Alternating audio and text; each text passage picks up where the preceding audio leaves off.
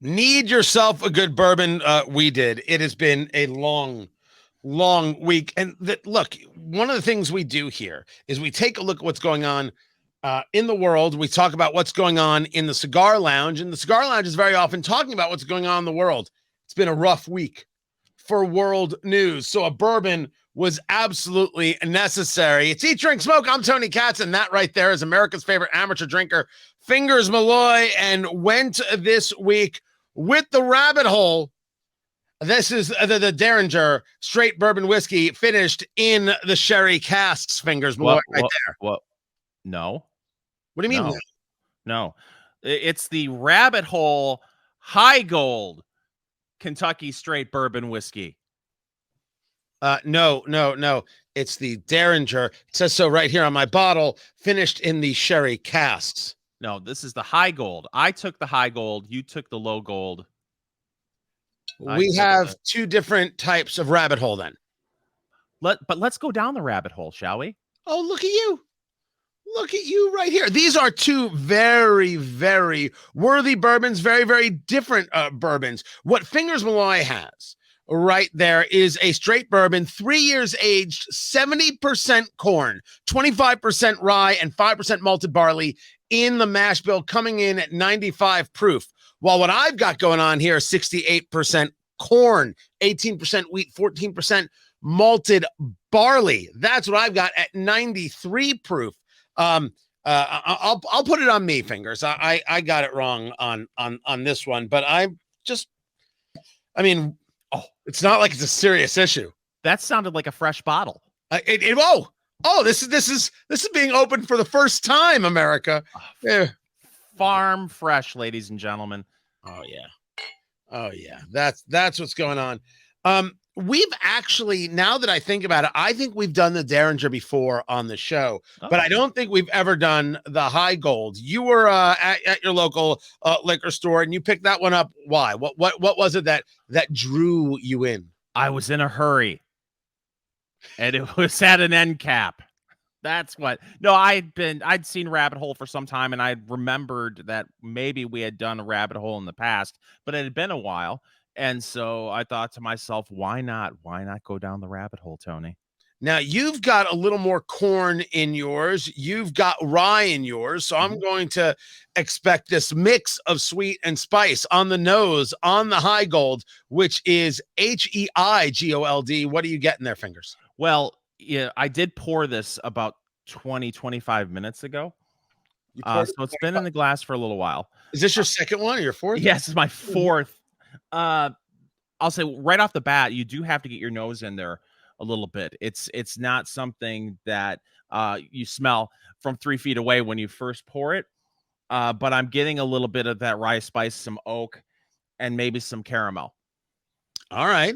That's interesting. I am on what's finished in the sherry cask here, the Dareringer, Dareringer. I don't think it's pronounced Dareringer. I think it's pronounced Dareringer is what it is, but it's 68% corn, 18% wheat. I'm expecting this to be a much sweeter piece, and this nose, and we're doing this from rocks glasses this time around, not the Glencairn glasses. We happen to have rocks glasses on this one. It is a very kind of syrupy, fruity thing that's going on here.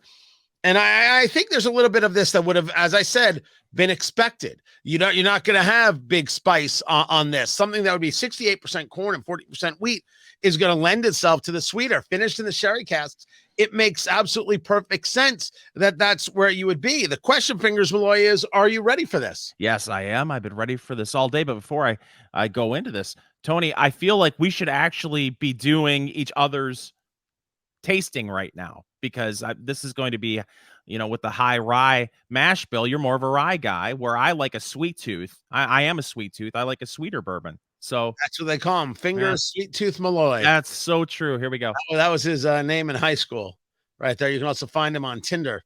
He is taking a sip, doing what's known as the Kentucky Chew. What you do is you move the bourbon around the mouth, really kind of coat the palate, get an idea of the flavor. Sometimes it's 2 sips. The first one to set the taste buds, and the second one to really get an idea of flavors. Fingers Malloy, what do you got?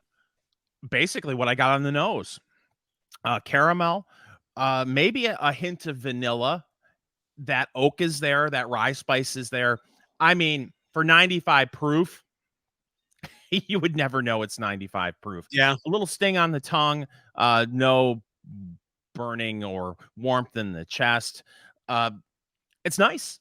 All right, I'm going in because I have got the Dareringer right there, and Fingers Malloy has the Heigold from a Rabbit Hole. By the way, Rabbit Hole is not a sponsor of this show yet. Exactly. We're doing them both, guys. How about a little respect? Here we go. I'm going in, Fingers Malloy. He's going in, ladies and gentlemen. He's doing what we like to call the Saginaw Swish.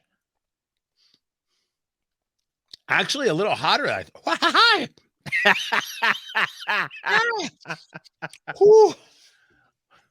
You need a water. Man, I had a little more heat than I thought. There is some like, I don't know if that is I don't know if that's a cinnamon or what. That is really something else. It's also super fruity. Super fruity. It's sweet, but it was this initial like, hey, I'm going to punch you directly center chest. You're going to feel it. The tongue is dancing in the tingling. Oh, but that finish is delicious. It's kind of like there's almost a grape juice thing going on. Really? And there's a little oak undercurrent. I don't know where I was with this when we first did it. I have to go back and check when we reviewed this from Rabbit Hole. I'm doing the Dareringer and Fingers Malloy is doing the Heigold. Man, this is hitting me today in an excellent way. For sure. The question, Fingers Malloy, is it in your liquor cabinet? Now, the Heigold, you just picked it up. Yes. How much was that bottle? I got it for $55. And ooh, I am in at $55. I definitely, I'm not as much of a rye guy as you are. That rye spice is there, and I do like it, but it also has the sweetness I'm looking for, and a little bit of oak. At $55, all in. Absolutely, it's in my liquor cabinet.